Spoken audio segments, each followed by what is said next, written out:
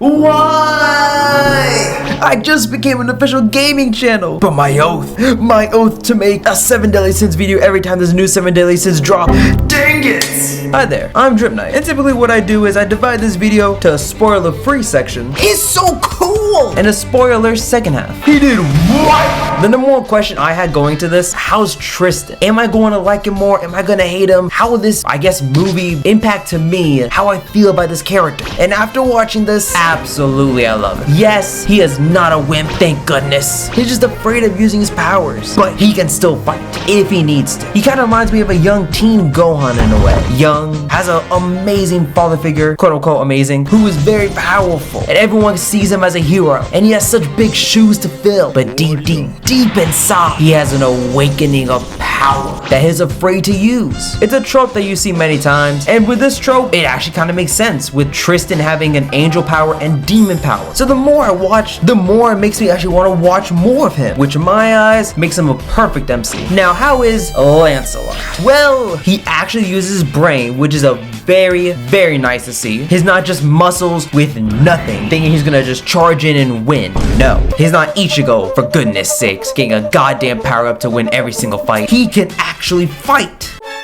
He's not completely unlikable. He's not like a bratty kid who just looks down on Tristan saying that you're weak and pathetic. No, he actually treats Tristan with respect. And Lancelot and Tristan, they make such a great team together. They have funny chemistry, they fight well together, and they kind of remind me of Bond and Meliodas from the beginning of the series. How their chemistry was so strong. See, with Bond and Meliodas, they were already good friends when we saw them. But with Tristan and Lancelot, we get to see the birth of this amazing friendship. So already, 2 for 2 on positives. Now for kind of the knife in the room, the animation. I liked it. Damn. Oh, how could you? Look, I'm here just to give my opinion. Do not point the gun at me. I'm just a man here with an opinion.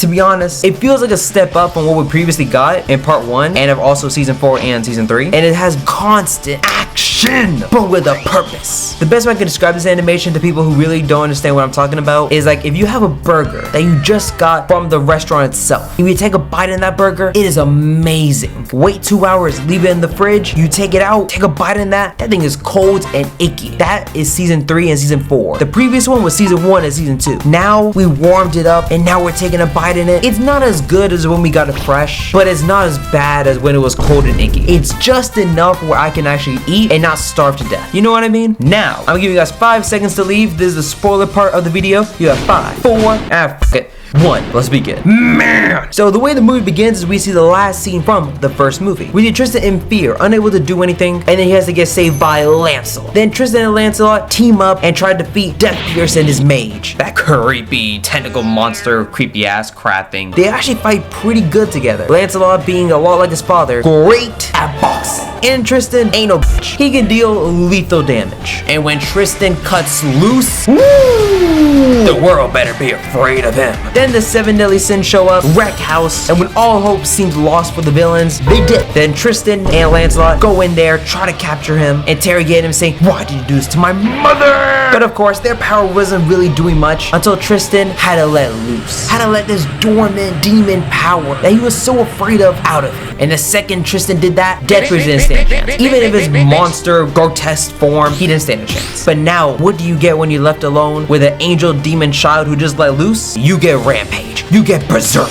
Berserk Tristan. Out of control. Cannot think of anything else. Again, reminding me of Meliodas, which makes sense, I guess, you know, father like son. And thank goodness for Tristan, because he trusted his friend, Lancelot, to take care of him. Then we get this epic battle between Lancelot and Tristan. But also we have Gunther in the back, you know, telling us a little bit of why Tristan didn't really want his father to be the one to train with him, because he wanted a friend. He can trust him. He's like a brother, similar to how Bond and Meliodas were. And then we get to the end of the movie, where we see, God damn it, Arthur is the new main villain of the series. God! There's a very good chance none of you guys have seen any of my other reviews or my recaps for 7 Deadly Sins. I hate Arthur with a passion. I never even mention Arthur at all in my whole recaps because I do not like this character. I hate him. I do not understand why he was written. I don't like his progression. I don't like the fact that he's so useless in the story. Even when he got Excalibur, it so far became this most powerful swordsman of all. Loses immediately.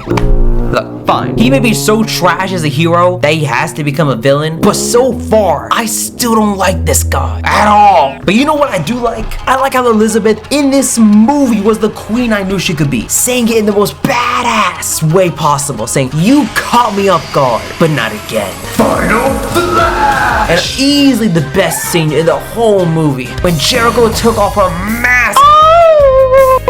Oh, baby cheeks, when you came back, and now you're like a cinnamon roll, thicker and better than ever. Truly, this part gave me everything I ever wanted, and actually filled me up with a little bit more hope for the series. Now, of course, oftentimes when we see our favorite series getting more, as like another season, or maybe a reboot, or a spin-off series, when we hear it, our excitement is through the roof, and then reality hits, because our expectations may not meet what we actually receive. And in truth, 7 Deadly Sins fans are victims of this, with season 3 and season 4 being obvious. But now, as a 7 Deadly Sins fan, still currently, since I started the series back in season 2, I'm actually feeling optimistic, but I'm also feeling very careful for the future of 7 Deadly Sins. Not only do we have a new game coming out in 2024, 7 Deadly Sins Origin, please subscribe, I'm gonna play the hell out of that game when it comes out in 2024, and a new anime series, Knights of the Apocalypse, coming out later in 2023, specifically October 2023. I think this might be a new high point for 7 Deadly Sins, but who knows what's gonna happen. Thank you very much, and you guys stay safe and peace.